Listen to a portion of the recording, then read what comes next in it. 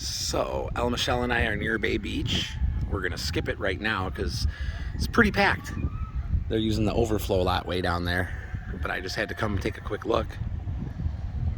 You know, they got rid of the Bay Beach bouncer ride, and they have a new one coming.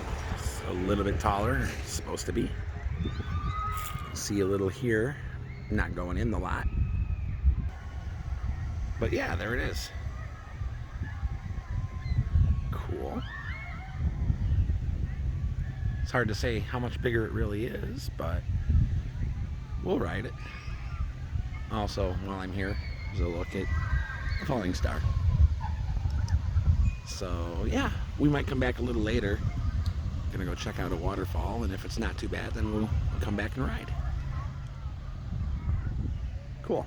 But yeah, we saw they got the parts in their little side lot here.